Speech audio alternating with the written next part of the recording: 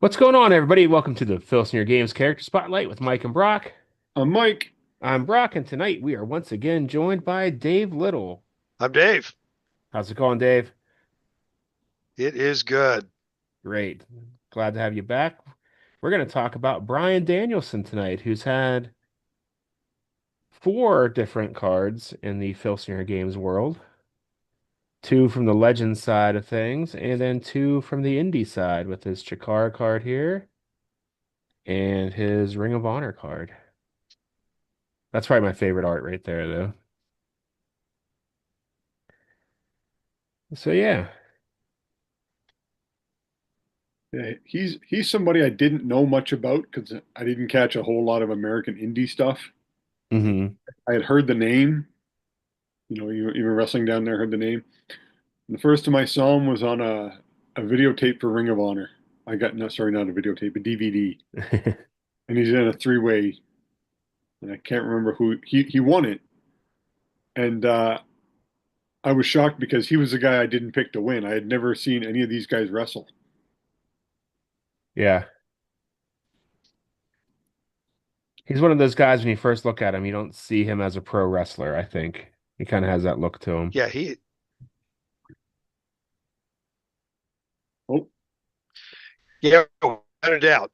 I was a huge Ring of Honor fan back in the day. Um, Living in Dayton, Ohio, we got to see Ring of Honor live, usually twice a year, and so it was great to watch those guys in their heyday. Certainly, Bryan Danielson being one of the key guys, along with by the time we watched his rivalry with Nigel McGuinness was tremendous. Hmm. And Nigel was a guy who trained in Ohio under Les Thatcher, and we were very familiar with Nigel from his indie days working in Cincinnati. And then when he got into it with Bryan Danielson for that rivalry, it was just tremendous. Some of the greatest matches you'll ever see. Hmm. So Mike, who did you get to see him work when you saw his first Ring of Honor stuff? the first time I saw him wrestle, like I said, it was a three-way, and I cannot remember who he was wrestling in. I think it might have been Seth Rollins or his Ring of Honor name. I can't remember. Tyler Black, Tyler Black and Tyler Black, yeah. um, what's his name? The pipe bomb guy, CM Punk. CM Punk. CM Punk. We're in a three-way, and he was the one that ended up winning. Yeah, I saw a match in Dayton that was a tag match, and I think it was Tyler Black when he was working with Jimmy Jacobs. I think that's who his partner was. Jimmy Jacobs was the guy who brought Tyler Black in and kind of mentored him as part of the Age of the Fall, is what they called themselves. Um, and Danielson, I don't remember if he was teaming up with Colt Cabana or whoever it was. Um, but the way they set it up was that Danielson was the established, the guy in this match. But the way they set it up, I think Cabana and Jacobs end up fighting out of the uh, out of the ring area, and they're brawling around the crowd, leaving Tyler Black and Danielson in the ring. And Tyler Black pins Danielson, and that was like the huge. And everybody thought he had so much potential and he was going to be great. And he was 21, 22 years old, and he pinned Bryan Danielson clean in the center of the ring in Dayton, Ohio. And what a huge moment that was for, um, the whole Ring of Honor storyline and the whole sort of coming out Seth Rollins. But, I mean, that's the kind of professional guy that Bryan Danielson always has been. Um, Hmm. Best wrestler there is. um, but will but humble enough to take the fall when it means something, and not just always insist on putting himself over, or even making himself look strong when he needed to, because he was just that committed to doing the right thing. Yeah. I had seen him in the wrestling magazines and stuff, the Apter magazines and all that before he appeared on the original NXT. But the first time I saw him live was the week after he got fired for choking Justin Roberts with his tie. He was a Oh no. surprise. He was a surprise Right. on a Chikara show that I went to in Cleveland, Ohio. I forget the name of the show, but I believe he fought Johnny Gargano on that card. And then Chikara would usually piggyback when they left the Philadelphia area. They would piggyback off a local indie, and they did another show with Absolute Intense Wrestling out of Cleveland, AIW, and on that Hmm. event he fought Tyler Black. So we got to see him twice in one night. And I remember at Chikara, instead of the streamers at the beginning of the match, everybody threw neckties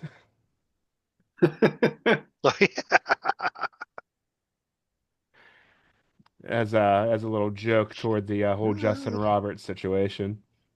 Chikara. I miss Chikara. And Chikara was fun. I didn't Good, make it to a lot many of of good their times we shows. had there. Oh yeah, Yeah. for sure. But yeah, that was a double shot. It was fun. They would do that every time they came to the Cleveland area. They would do a double shot. And I remember I started to chant his entrance music on the Indies is Final Countdown. And he said that later on that night he was going to debut new music. And one guy yelled, "Oh man, I wanted to hear Final Countdown." And I just started chanting, "Make him tap." And the whole crowd like ganged up on this poor guy, chanting "Make him tap" at this fan. But it First was guy I fun. ever, I would say, first guy I ever heard use Final Countdown was Jimmy Snuka in the AWA. That was his ring entrance music. Nice. Really. Yep. I'm trying to find the name of that event, but I can't seem to Um, find it. I actually got to meet. I got to meet Bryan Danielson one time, um, which was really cool. It was his final date appearance with Ring of Honor after he had officially signed, and so he went and did a. And when he was at the Dayton show, Well, I think Uh-oh. We Dave's having lost. some issues here. I had him sign his Ring of Honor Filsinger card up, and he says, "Oh, did I lose Uh, you guys?" we lost you there for a second. You keep going in and out, you'll freeze, Okay. and then you'll speed up and go super fast. Okay, yeah, it must be a connection thing on this end, because, and I apologize for that. But yeah, I was telling the story of when I met Bryan Danielson in Dayton at his final Ring of Honor appearance before he signed with the WWE, and That's I cool. asked him to sign his Ring of Honor Filsinger card, and his eyes lit up, and he thought that was the greatest thing ever, and he wanted to know, if I played that game, and how was he doing in his in my Fed. And then he said, "Man, I play Champions, and I just can't keep up, and I'm so far behind on my on my Champions Fed." And that was like the coolest thing ever. And I had to tell him that in my Fed he had just got Uh-oh. Is there a big storm in Dayton? uh, a concussion from a chair shot from Rob Van Dam. Uh-oh. He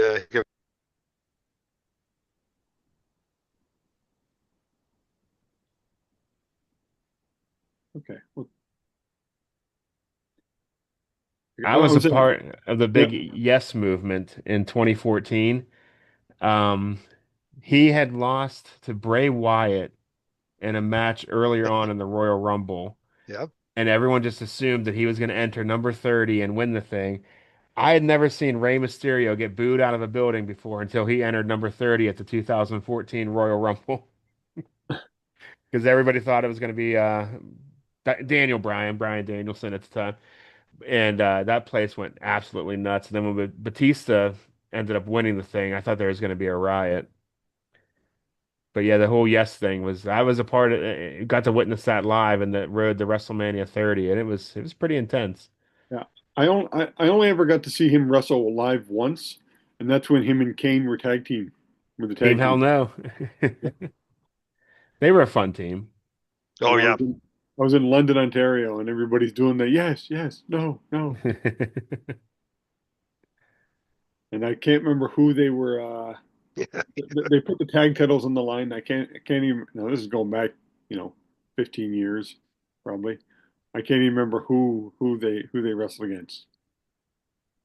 But it's fun because that's the one good thing about indie shows is because the Money in the Bank holder at that time was Dolph Ziggler, and he cashed it in.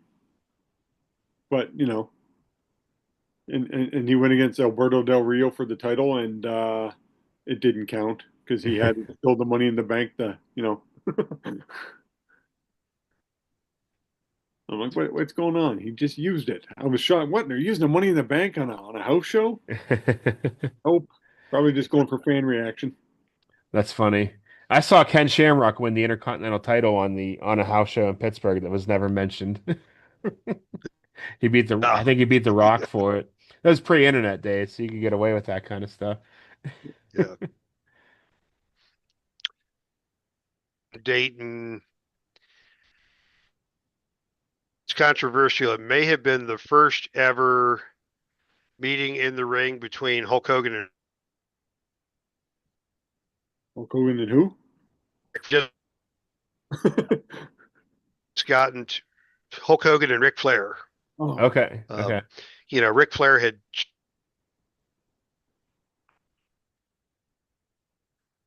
oh no, Dave.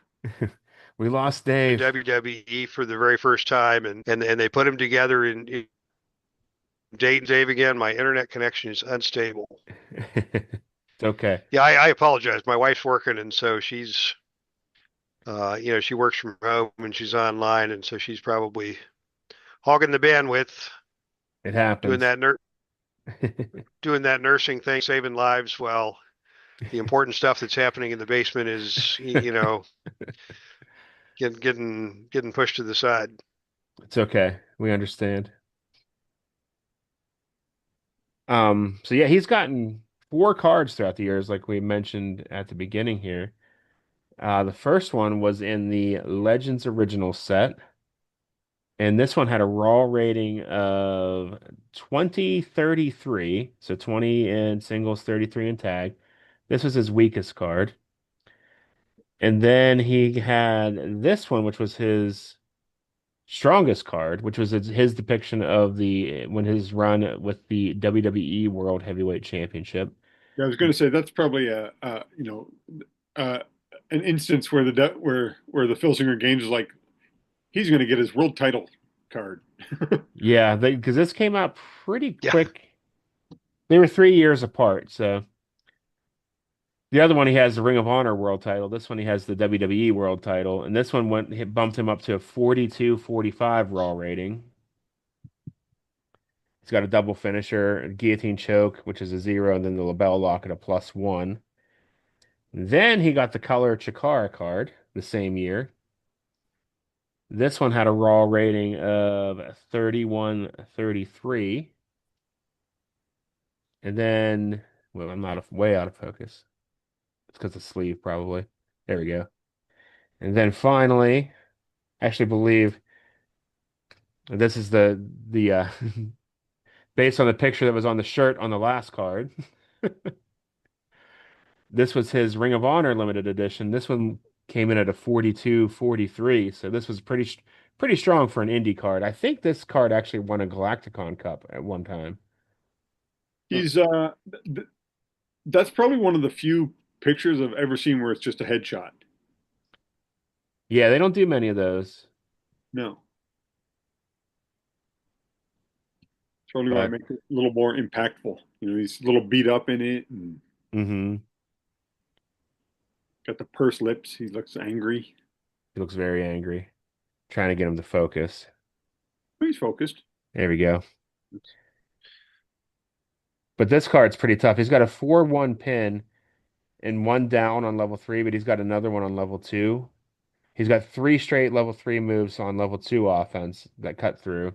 I'm pretty sure somebody made it to the Galacticon Cup with this card. I'm not 100% sure though. I'm sure someone will correct us in the comments.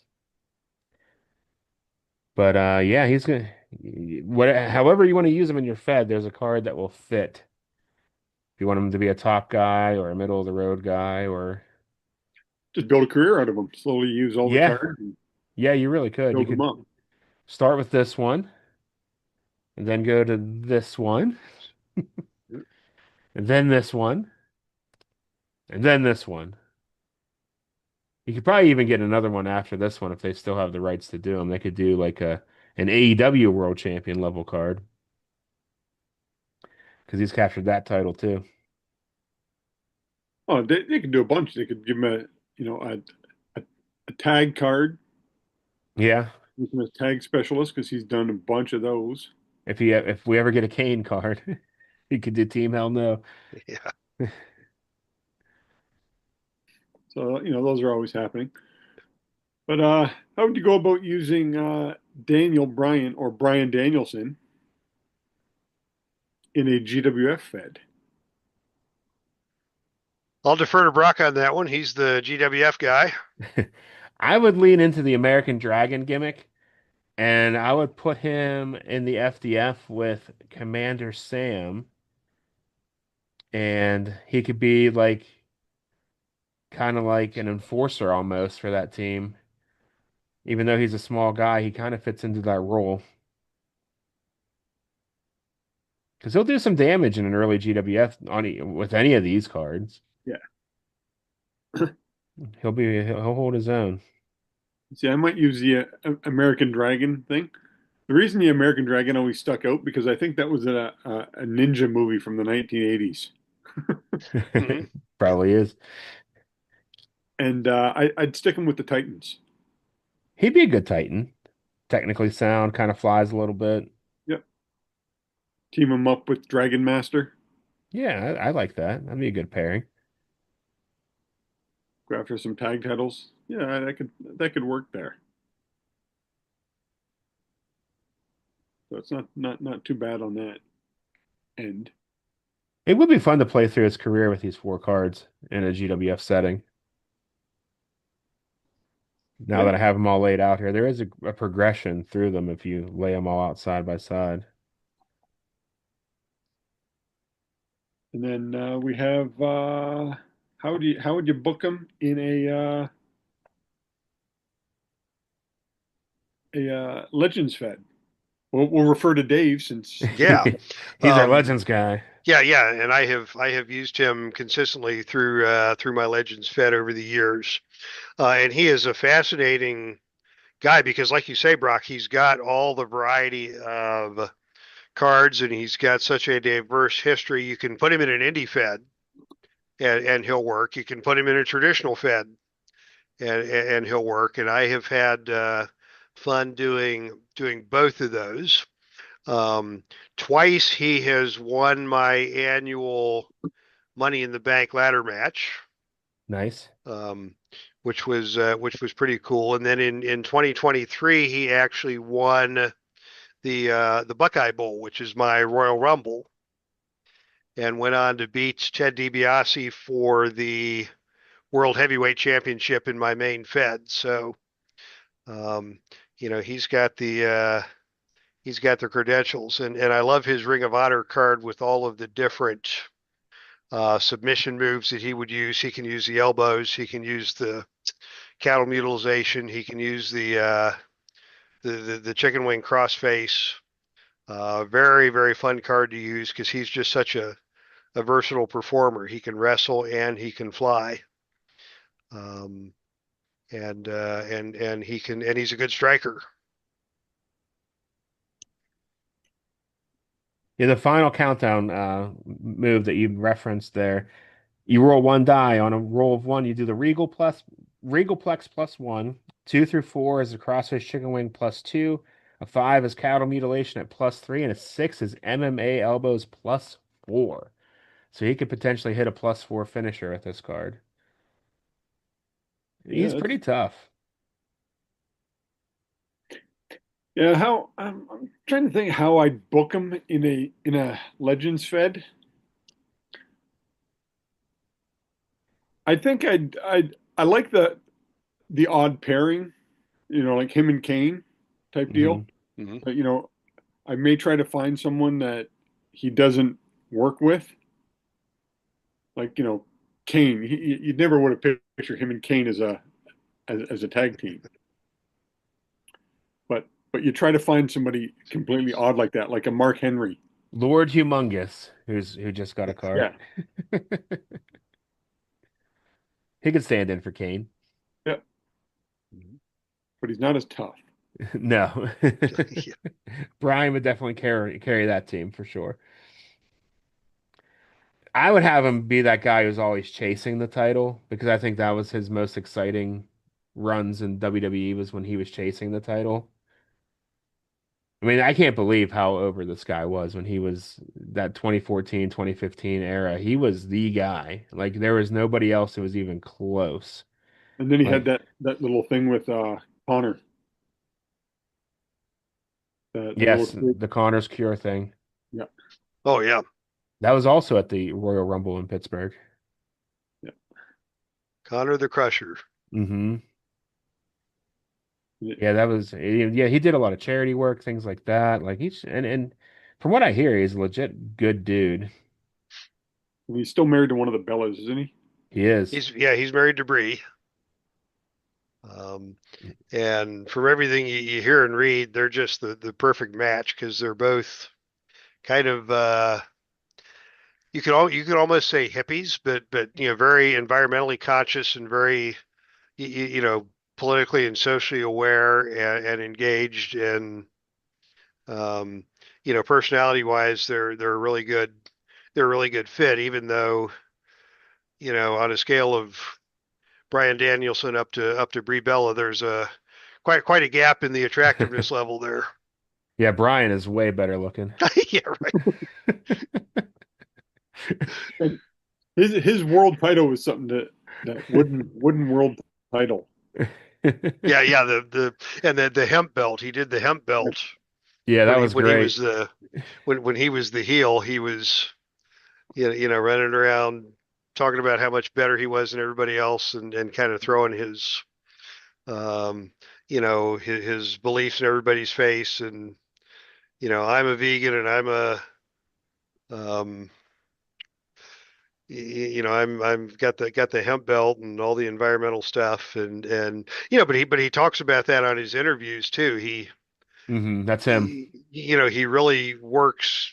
He lives that out, and one of his proudest moments was just convincing his fellow wrestlers at the gym to get a water bottle or to get a permanent water thing instead of just pounding plastic bottle after plastic bottle and Yeah. pitching them all when they were done.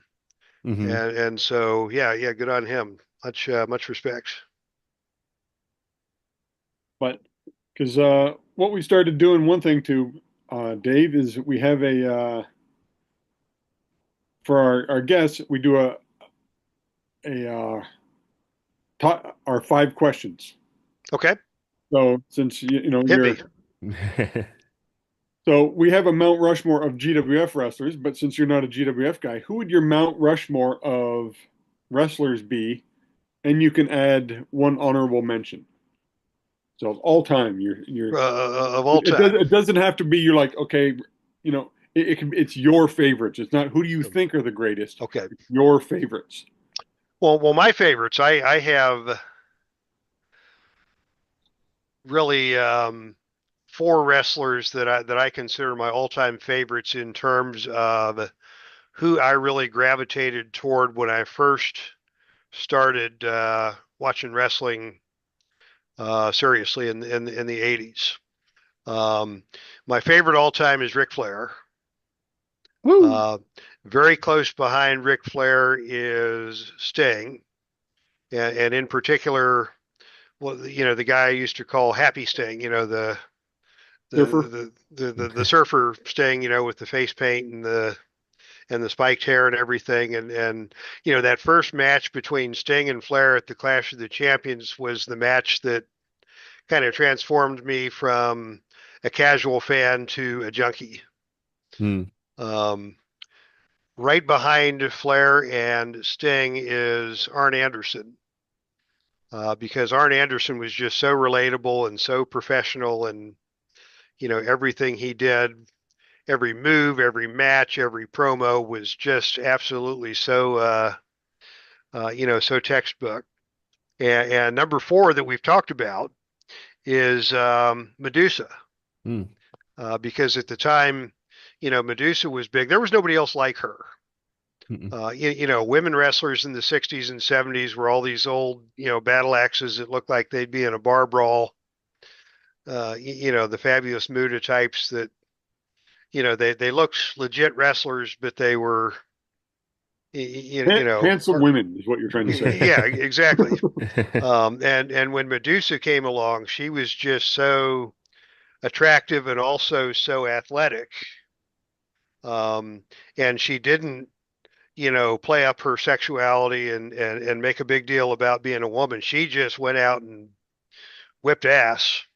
And Hmm. and so those would be my top four, and probably Danielson would be in that honorable mention group in terms of somebody who was good at what he did, and also somebody I enjoyed watching. I'm looking forward to Waterloo this weekend. I'm headed down to Waterloo, Oh, cool. Okay. and Medusa is going to be there, so I will get to meet Medusa for the first time face to face in Waterloo. So yeah, that's my Mount Rushmore. And since we've actually never got to answer this question because we've never did a legend, who would your legends be, Brock, on your Mount Rushmore? Ric Flair. Um, this is tough. This is tough. I'll throw Shawn Michaels on there. Um, I'll go with The Rock, Cena, and honorable mention Macho Man Randy Savage. Ah, Yeah, I would be Dr. Death Steve Williams, good choice. followed up by Rick Martel, Canadian. the Honky Tonk Man. Love the Honky The Tonk Man. greatest Intercontinental Champion of all There you time. go. Yeah. Uh, and then I would probably put Randy Savage on there. And then for my final guy, it would probably be Great Muda. Hmm. It's a good one. Yeah, good choices. And then so we'll go for the other one. What would your if you were a pro wrestler, what would your ring entrance music be? I'm a big Billy Joel fan. Um, and Billy Joel does a song called Big Shot. Yep. Hmm. Very, very upbeat, very catchy. Notwithstanding the fact that it's a diss track aimed at Bianca Jagger, but beside, putting that aside, I just love the Billy Joel and upbeat and kind of the big shot persona, which would be a good, I think, wrestling hook. Okay. And what's one place you've always wanted to visit but haven't? Um, well, it's too late now, but I always wanted to go to the Omni Mm, in Atlanta, where all the big Georgia matches took place. Okay. Yeah. Yeah. it's a good one. Okay. For Star Wars fans, maybe you're not. If you could have a lightsaber color, what would it be? Red. All Oh, so right. you're a Sith. Dave's a bad guy. Well, no, red's just my favorite color. I'm a Buckeye. I'm scarlet and gray. So give me a scarlet and gray lightsaber, and I'll rule the world. There you go. And then what's an unknown fact about you that you're willing to share? Well, that's interesting because usually when people ask me that question in the real world, I tell them I'm a wrestling fan. and I follow wrestling passionately, and people are surprised at that. So, putting that aside, what is a secret about me that, or not a secret, but a thing that I would share? Um, I'm about a year and a half away from retiring. And when I retire, I want to study and probably earn a degree in theology. Oh, cool. Um, so that's kind of the other side of Dave. Yeah. That's cool. So we can wrap this episode up here. All Yeah. right. Dave, where can we find you on YouTube? Dave Little Epic is my YouTube handle. So just go to YouTube, Dave Little Epic, and you will find me. I do most every Saturday afternoon a Filsinger live broadcast of wrestling. Was on this weekend with Bruiser Brody and Jimmy Snuka defending the regional tag titles against the Road Warriors, and the Road Warriors won that. So usually there's 8, 10, 12 people in the chat room watching and chatting it up. Mike's been there before. Nice. And that's on Dave Little Epic. And then on Link Sundays I link so, below. yeah, on Sundays I do a devotional video. I put it on the same channel, and I talk about what I've learned from being a screwed up, struggling, imperfect Christian throughout the week, and put that on Sundays. Occasionally I'll do baseball or basketball or something, and when I retire, I'm gonna trick out my YouTube get up and have a real nice layout for it. That's going to be one of my other retirement projects. Which Awesome. basketball players in the background there, Dave? That is Giannis Antetokounmpo from the Milwaukee Bucks. Okay, it's really blurred, so all I can see is Oh, okay. Yeah. Yeah, we're just we're about an hour and a half, hour and 45 minutes away from Milwaukee, and so we like to go see Giannis every year. And when he won the championship, we there was great rejoicing. And I got to show off my shirt too, because Nice. I got the guy who stole my nickname. it's a guy who I said I'd be teaming up with Daniel Bryanson. Look at that. There you go. Yeah. Didn't even know that. That's great. All right. Thank you, Dave. Thanks, guys. It's always fun. Sorry about the connection hiccups tonight. No Huh. worries at all. No worries at all. It happens. If you are new here, please give the video a thumbs up if you liked it. If not, don't give us a dislike. Hit that subscribe button if you haven't done so yet. We're closing in on 200. We're getting pretty close to 200 subscribers, so Nice. help us get that. We hang around 194, then we'll lose a couple, then we'll get back to 194, and then that seems to be our sweet spot number. I'm just looking. And We're still at 194. Yep. We dropped to 192 last week, but yeah, we went back up to 194. yeah. So And then you bring Dave down, and that's going to cost you another 10. no, that's going to get us at least 10. We've got to get your family members, Dave. That's part of the agreement. Yeah, Get your family members to sign up. You got the contract in the mail, correct? right. It's all good. While you're here, scroll on down to the description where you'll find all of our friends who make Filsinger Games related content, including the official Filsinger Games podcast roll up, the Legends teams, Uncharted Territory, Dizzy Dice from Lee Lompree, solo promoter from Grant Pachoco. Grant is also here on YouTube. So is Dave. His link is below. And you can also check out Bucky749 and Brad Plays 81. And after further review, I'm on Twitch sporadically. I don't know when I'm going to be on. What since the third kid got mobile, it's been a challenge to do much streaming anymore. So I'll post that all below. Give a follow if you want. And yeah, that's about it, everybody. Thanks again for watching. We will see you next week. And All right. Thanks, everybody. Later.